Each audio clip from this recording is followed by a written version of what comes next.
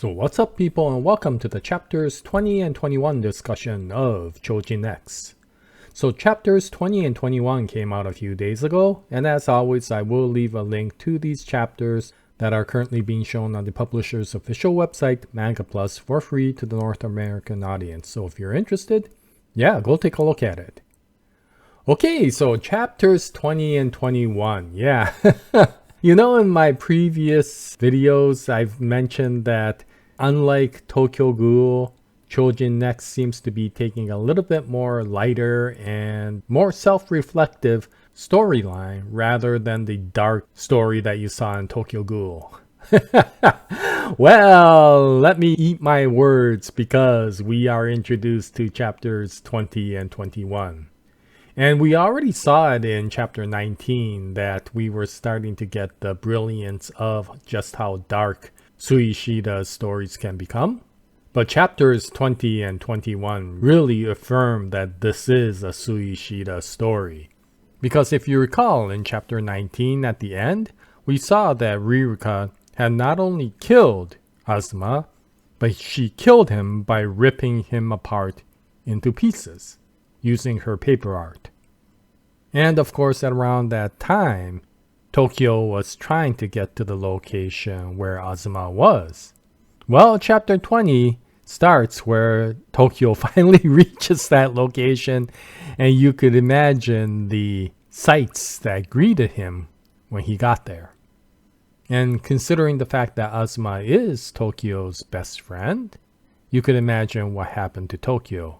He finally snapped and immediately turned into his Choujin form and went after Ririka.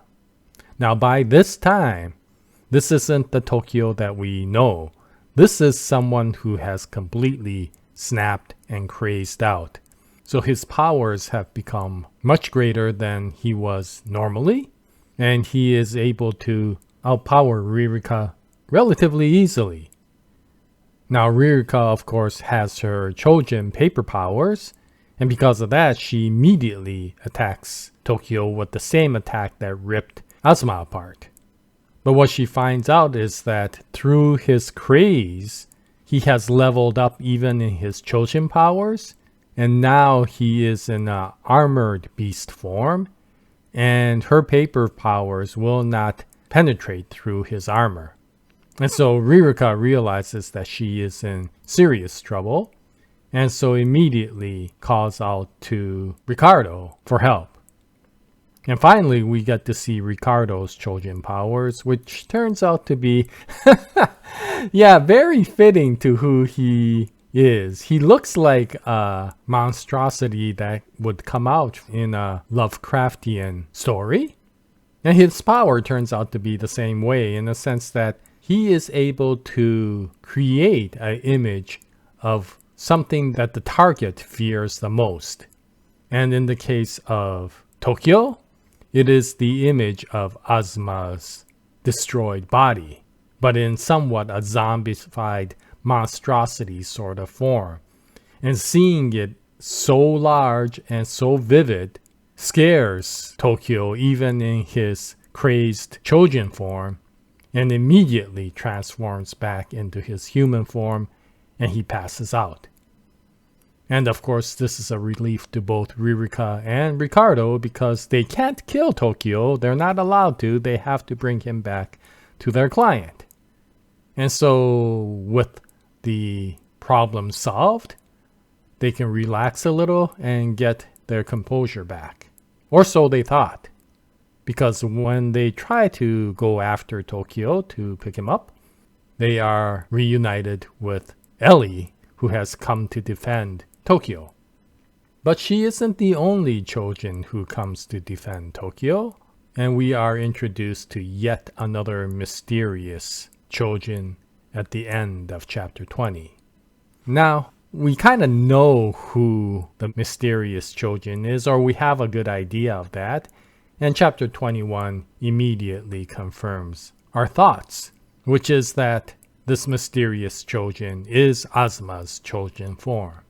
And we find out finally why Azuma has been a little bit distant from Tokyo throughout this entire time since they have taken their Trojan powers. And we also get a little bit more understanding of the Trojan powers. You see, the Trojan power does not randomly give you a power. It also isn't specific to the serum that gives you that power. It's not like the devil fruit, for example, in One Piece, which is specific to the fruit.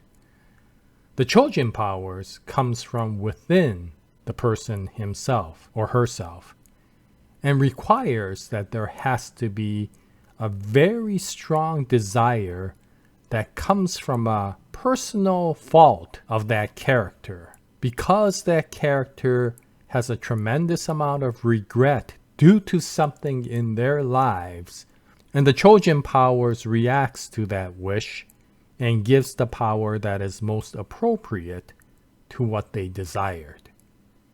And so, in other words, if you are a very confident and well put together person, you cannot get Trojan powers, which is what Asuma found out when both Tokyo and Asuma took the serum to transform into a Trojan.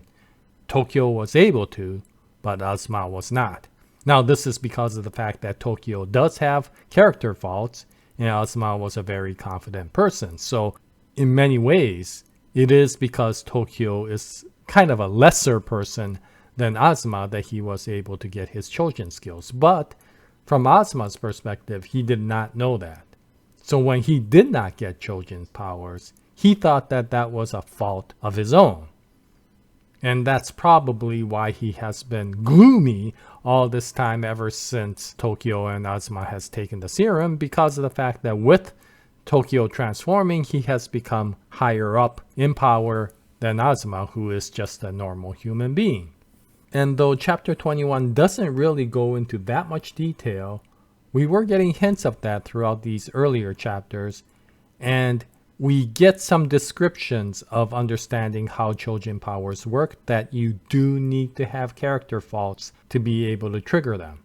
And because Asuma was not able to transform into a Trojan, and that created a jealousy, a very strong one within Asuma, it triggered his character fault. It seems that Asuma is very much a perfectionist to a fault. In other words, he has to be better than other people at the things he values. That's at least what I get out of chapter 21. And it was this desire that created his character fault, and that is what triggered him to be able to finally transform into a Trojan. And oh my gosh, I'm not exactly sure what his power is, but holy crap, he is powerful. And he shows how powerful he is when he decapitates Ricardo in an instant.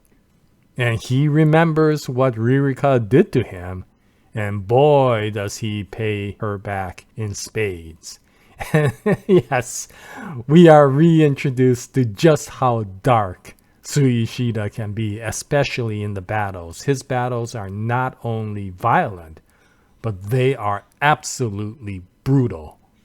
And we find out that not only do Trojan powers come from a certain desire, but they also enhance any of the physical capabilities that a person had when they were a normal human. And because Asuma is such a powerful fighter, even in human form, when he transformed into Trojan form, there was nobody who could take him on. And we see that when Asuma slams and kicks Ririka so hard that his foot goes right through her body. And then, just to show just how much he wanted to avenge her, he starts shaking that foot while it's in the body, just so that she feels excruciating pain from it while he's holding her down and torturing her. And then he finally throws her body away. And so with the two antagonists, Ricardo and Ririka, down, you would think that things will settle down. But oh my gosh, we find out that Asuma is in a complete rampage when he attacks and destroys Ellie by doing exactly the same thing he did to Ririka. And you could hear Ellie's screams of pain while Asuma tortures her. This, of course, immediately triggers not only Tokyo, but the other members of the Yamato Mori who have come to investigate. And immediately, Asuma is attacked by Momoma, and she takes him down. But what we find out is that Asuma's fighting skills are so strong that he immediately turns the fight around and takes out Momoma. Now, what's interesting about this is not only did he successfully and easily take out Momoma and Simon, both very powerful Choujins, but he did it using powers that seem to mimic their powers. So he took down Momoma by breaking her neck using sheer strength, and then took out Simon by slicing him up using a blade. So I'm wondering, is Asuma's Trojan powers to be a copy of everybody else's Trojan skills? Was his jealousy of Tokyo's Trojan powers creating a power that will outdo everybody else's Trojan powers, no matter what that is? In other words, can he mimic everybody else's Trojan powers and mimic it in a way that was even more powerful than the original? And if that's the case, that might make Asuma one of the most powerful Trojans to be created. And considering now, with his great character fault, there is a good possibility that Asuma is not going to become a good Trojan, such as the ones in the Yamato Mori. He might become one of the very evil ones. But we'll need to find out later, because this chapter ends with Asuma demanding Tokyo for a duel. Now Tokyo is back into his normal self-conscious form, so he's not exactly sure why his best friend is demanding a duel after he violently and viciously took down everybody else.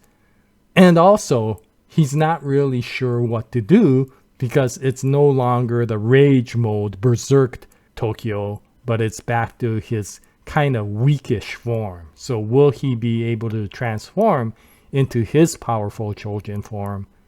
It's hard to say.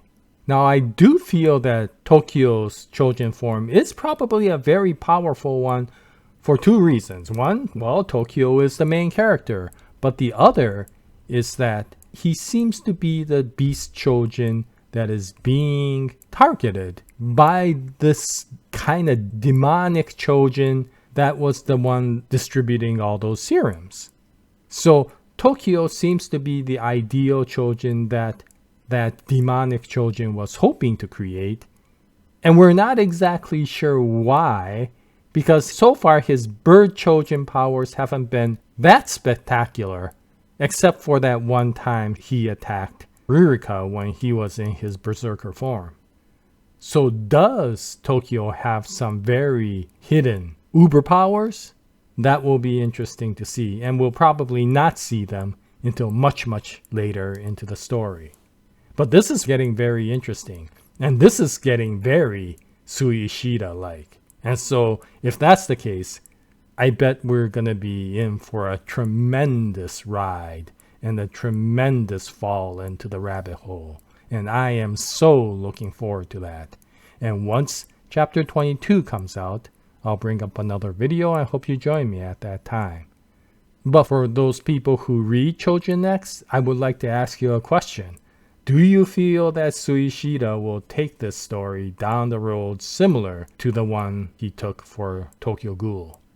And is that your desire, or would you rather have had the more slower, easygoing pace that we have seen in Choujin Next up till now? In any case, whatever comments you put, I thank you for them. And until the next episode, happy manga reading, and as always, Jaya, nice day everyone.